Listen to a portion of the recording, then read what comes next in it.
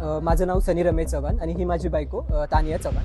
आम्ही ट्रेनमध्ये ह्या ट्रेनने खूप रेग्युलर प्रवास करत असतो. ही कॉलेजला जाते, मी माझ्या कामावरती जात असताना हा सगळा प्रकार घडला. मी नालासोपारावरून चढलो आणि एक माणूस मला मागून येऊन धक्का देत होता. ही माझ्या समोर होती, हिला पण तो धक्का लागला. त्यामुळे हिला धक्का लागल्यामुळे मला राग आला. मी त्याला सरळ खूप चांगल्या भाषेत समजून सांगितलं की बाबा धक्का मारू नको, पण त्याने धक्का मारला.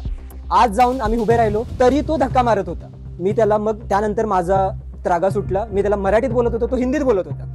शेवटी मी बोललो की बाबा तुम्ही येता परप्रांतातून तर इथे नीट कमवा ना, कशाला उगाच मराठीमध्ये पडता तुम्ही. मराठी माणसाच्या वरती कोणी दादागिरी केली तर आमचा आवाज उठणारच ना, आम्ही शांत नाही बसणार. तर यानंतर हा वाद खूप विकोपाला गेला आणि त्याच्यानंतर मी हा त्रास बरेच दिवस झाला सहन करत असले कारणानं मी तो हा व्हिडिओ केला आणि मग मी हा व्हिडिओ व्हायरल केला. हो, तक्रार तर मी करणारच, कारण का माहितीये का, माणसाला सरळ सांगून जर समजलं असतं ना तर महाभारत झालं नसतं. तसंच आणि हे जे माणसं येतात परप्रांतातून यांना चांगल्या भाषेत जर समजून सांगितलं ना तर नाही समजत, त्यांना असलीच भाषा समजते. म्हणून मी आज व्हिडिओ व्हायरल करणार आणि त्यांच्यावरती जे काही रितसर कंप्लेंट असेल ना तर ते मी कंप्लेंट करणार, तेव्हाच मी शांत बसणार. माझं नाव तानिया चव्हाण आहे. आम्ही नवरा बायको रोज ट्रॅव्हल करतो. सकाळी नालासोपारा स्टेशनवरनं मी भाईंदरला कॉलेजला जाते, ते बोरिवलीला कामाला जातात.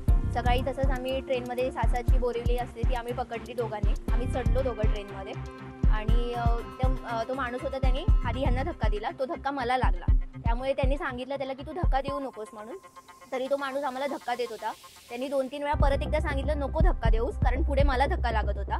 त्यामुळे तरी तो ऐकत नव्हता. त्यामुळे शेवटी मग मला धक्का लागत असल्यामुळे त्यांना राग आला आणि त्यांनी बोलायला सुरुवात केलं की पुढे लेडीज आहे, तुम्हाला समजत नाही का. तर तो माणूस ह्यांच्यासोबत भांडायला लागला. तेवढ्यात एक दुसरा मुलगा आला, व्हाईट शर्टमध्ये व्हिडिओमध्ये दिसतोय तुम्हाला. तो ह्यांच्यासोबत बोलायला लागला की तो माझा रिलेटिव्ह आहे, तू त्यांना बोलू नको, असं वय त्यांचं मोठं आहे, असं तसं काय काय तो बोलायला लागला त्यांना.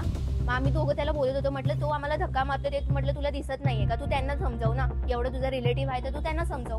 विषय असा होता, मी पण दुपारी स्क्रोल करत होतो फेसबुकला वगैरे, त्यावेळी यांचा व्हिडिओ दिसला आणि व्हिडिओ दिसताच बघितलं तर एक परप्रांतीय माणूस या लोकांना त्रास देतोय. तर तुम्ही महाराष्ट्रामध्ये राहतात आणि महाराष्ट्रात राहून तुम्ही आमच्या मराठी माणसांना त्रास देणार, हे महाराष्ट्रीयन माणसांना पहिली गोष्ट म्हणजे खपून कधी घेणार नाही. आणि त्या अनुषंगाने मी ह्याचा शोध घेतला, ह्याचा संपर्क साधला. ह्याला पहिलं सांगितलं महाराष्ट्रीयन माणसं ना तुझ्या पाठीशी खंबीर उभी आहे आणि तुम्ही दोघांनीही टेन्शन घेऊ नका. त्याची बायको पण त्याच्या जोडीला होती.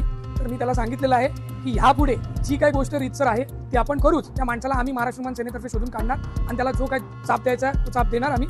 पण ह्यांच्या पाठी महाराष्ट्रीयन माणूस खंबीर उभी आहे हे त्या माणसाने पण समजावं. आणि महाराष्ट्रात येऊन मराठीला जर चुकून पण डाग लावायचा प्रयत्न केला या हात लावायचा प्रयत्न केला, त्याचा हात तोडून दिल्याशिवाय आम्ही शांत बसणार नाही.